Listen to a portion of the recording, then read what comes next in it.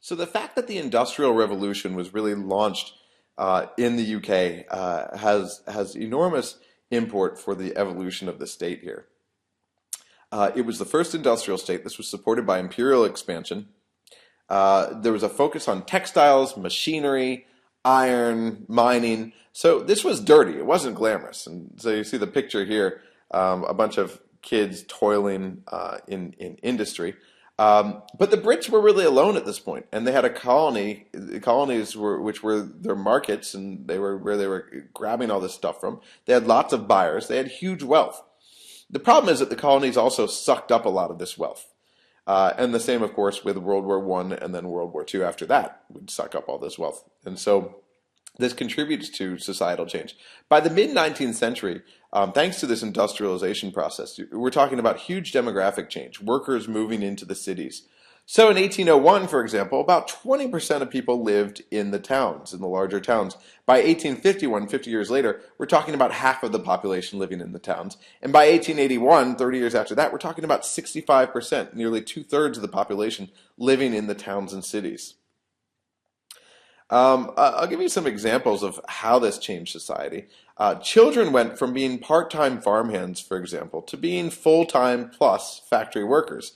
It was so bad that in 1819 there was actually a law that limited the amount that they could work, the amount of time they could work, so that 9 to 13-year-olds could only work for up to 12 hours a day. 13 to 18-year-olds could only work up to 69 hours a week. Up to, right? So we're talking about a working class which is increasingly bound in these factories. If the kids are in them, you can imagine the parents are too.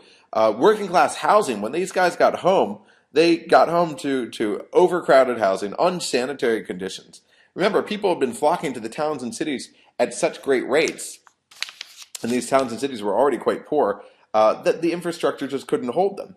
So you had things like cholera outbreaks in many towns. There was one in 1831 to 1832, another one in 1848, another in 1854, 1865. So every decade or so, you've got major cholera outbreaks as a result of this poor infrastructure.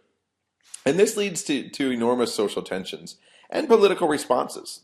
At first, they tried to crack down. Parliament in the 1800s created laws, the Combination Acts, which made it illegal for men to assemble to demand higher wages. So an anti-union law. This was repealed in 1824. And within 30 years, you had the rise of skilled and then unskilled labor unions. Labor unions became a force in the mid-1800s. They were powerful. They won major concessions. For example, a minimum wage. The point here is that you've got major societal changes. And with these societal changes come new expectations of the state. And what this means is that the existing political environment is inadequate. The existing party structure is inadequate.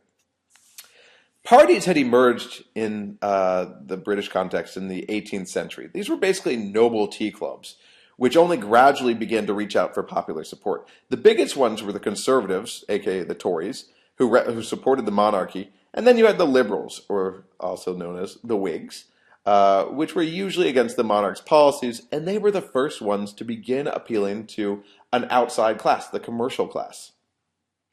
So these parties gradually changed to take advantage of the enormous socioeconomic changes that were going on around them, which I just described in brief. What these parties were trying to do is strengthen their own power by identifying ready-made constituencies. And so the Whigs in 1832 launched the Reform Act, which extended suffrage to about 10% of the population. This was followed by subsequent Reform Acts of 1867 and 1884, which brought more and more of the population into the political world. And then the eventual establishment of universal suffrage, everyone can vote, in 1848 through the Representation of the People's Acts in 1848. So parties consolidated and encompassed greater constituencies as more of the public took part in elections. There was a system of patronage that had long existed, which I described before, which began to erode. Liberals and conservatives publicly stood for certain general policies by now. It wasn't just about personal politics and about the delivery of private goods. By the late 19th century, national campaigns appeared for the first time, national platforms. Parties were transformed And the parties began to transform politics from individual-based issues to party-based issues. I don't go out and just talk about what I want to do for my rich friends. I go out and I represent my party, which has a general platform. As the working class won representation in the House of Commons, the House of Lords remained run by the upper classes and began to lose power institutionally, as well as in public opinion. And finally, not finally, we'll come to some changes later, you had the Parliament Act of 1911, which really stripped the House of Lords of veto power on key bills, money bills, anything that had to do with money. It also allowed the House of Commons to override the House of Lords' veto on anything. So if the House of Lords vetoed anything, then the House of Commons could override it. And finally, this is very important, the Parliament Act of 1911 provided for the payment of salaries to members of Parliament. And what this does is it facilitates participation for representatives of all classes. You no longer have to be rich to be a member of Parliament. Anyone can go because you don't have to do it on a volunteer basis. So where are we now? More and more voters coming into the fold, especially after World War II, when you have universal suffrage, means more demands for public goods from the state.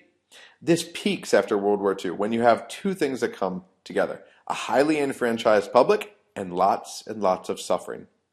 So this is the time when the Labor Party comes to power, and it moves towards a welfare state with conservative approbation. This is known as the collectivist consensus. The conservatives agreed that we need to launch a welfare state. The society was too torn. The state was too broken apart. This consensus eventually frayed over the coming decades, in particular in the 1970s, when you had an economic crisis which prompted the conservatives to go neoliberal. They wanted to encourage more privatization. They wanted to cut state spending, to cut taxes. And this highlights the role of crisis, which we've talked about in other contexts. Think about the military regimes, for example. But after the war, they went state heavy as a result of crisis. And then as a result of a new crisis, they cut back. So this is important. The economic crisis in the 1970s, which really changed the way the UK was run. This is the period of Thatcherism. It has long remained a majoritarian system. Through all these crises, the majority in Parliament is practically unchecked. In part, this is a function of trust, which has been built up over history. Again, they didn't have a single revolution which brought democracy in the UK. They had a series of movements, and there was give and take, and a lot of give, really, by the upper political elites. It's an evolved democracy. Remember, there is no written constitution here. Instead, you've got a series of written and unwritten rules that provide for the regime and are considered a constitution of sorts. So these are the 1215 Magna Carta, the 1689 Bill of Rights, the 1701 Act of Union, which united Scotland and England, which I didn't talk about. But you've also got various parliamentary laws and judicial decisions, although we'll talk about how there is no constitutional court there. Importantly, this includes EU legislation, the European Convention on Human Rights, for example. All these things serve as a constitution of sorts, or provide sort of constitutional guarantees to the population, which again we'll talk about in a few minutes. So let's go on and we'll start talking about the institutions here. So I'll take that on a new slide.